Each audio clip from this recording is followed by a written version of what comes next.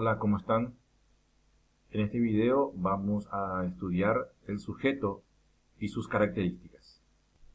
Debemos saber que el sujeto es la función sintáctica que en una oración es desempeñada por un sustantivo, un sintagma nominal, un pronombre, un adjetivo sustantivado, hasta un infinitivo, o más aún, hasta otra oración podría cumplir la función sintáctica del sujeto dentro de una oración.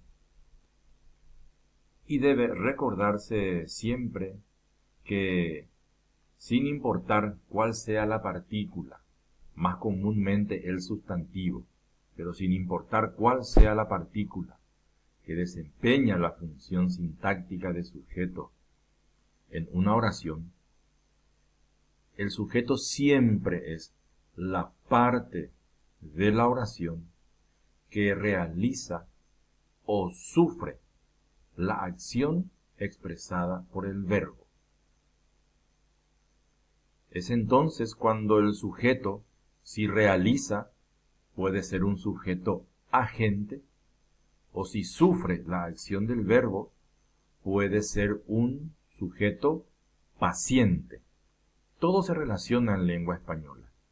Si mi sujeto realiza la acción del verbo, el sujeto es agente y el verbo es activo.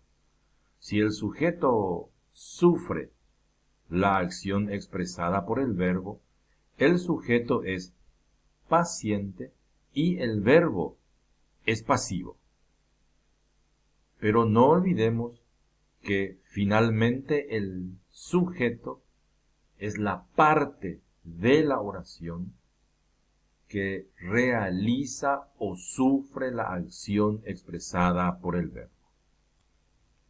La identificación del sujeto se lleva a cabo siguiendo una línea llamada la línea de análisis oracional, que en orden exige que primeramente se identifique en el análisis sintáctico, que primeramente se identifique el verbo, luego el sujeto, luego el predicado y sus componentes, es decir, el complemento directo, el complemento indirecto y los complementos circunstanciales.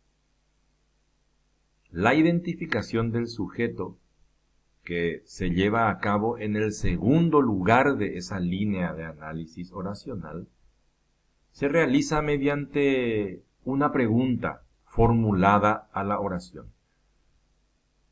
Tengamos en cuenta que todas las partes de una oración son identificadas mediante preguntas. Todas las partes de una oración son identificadas mediante preguntas.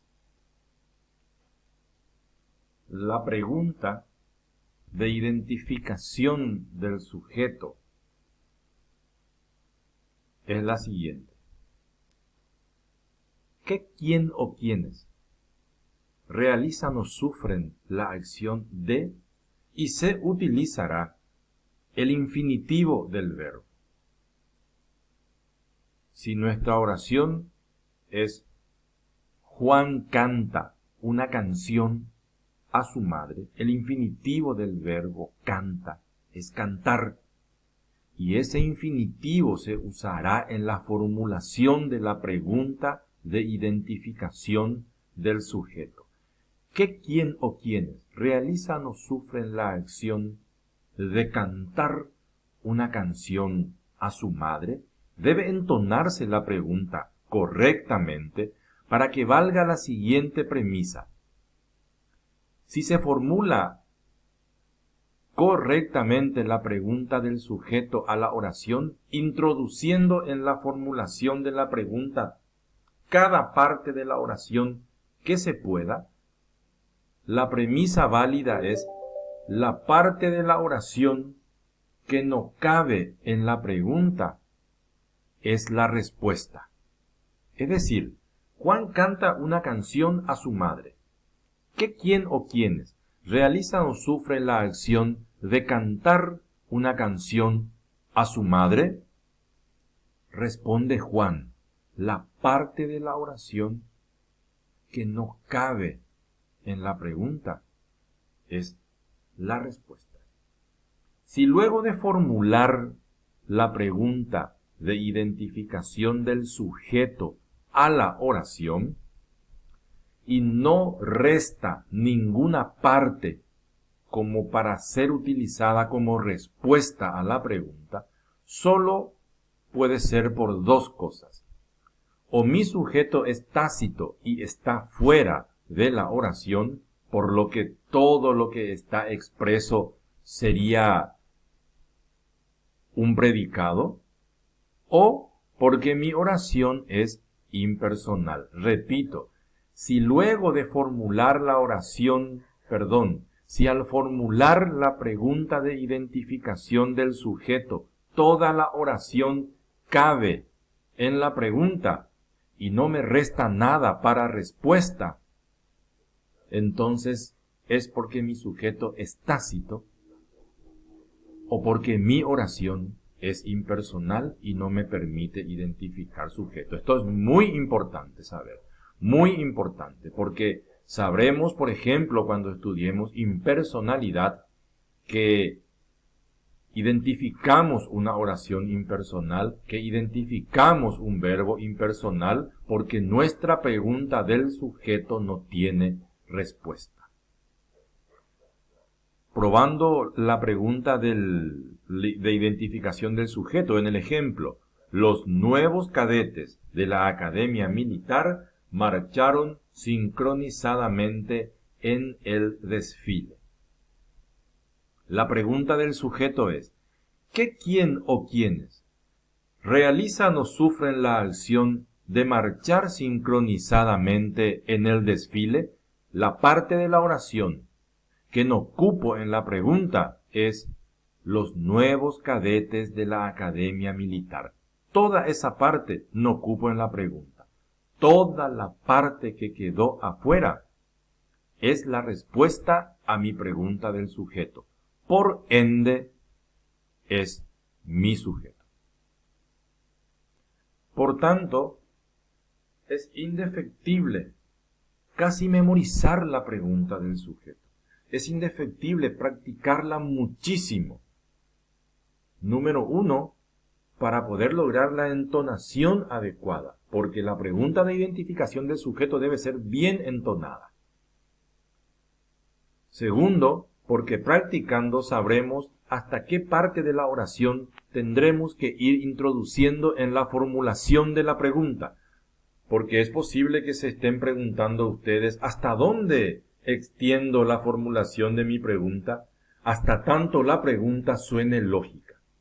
¿Cuándo dejaría de sonar lógica? Dejaría de sonar lógica si es que equivocadamente en la formulación de la pregunta introducimos la respuesta. No podemos introducir la respuesta en la formulación de la pregunta, porque no valdría entonces esta premisa. La parte de la oración que no cabe en la pregunta es la respuesta. Y esta premisa es muy importante porque es la premisa identificadora. Pues bien, este es el video que guarda relación con la práctica de la pregunta de identificación del sujeto.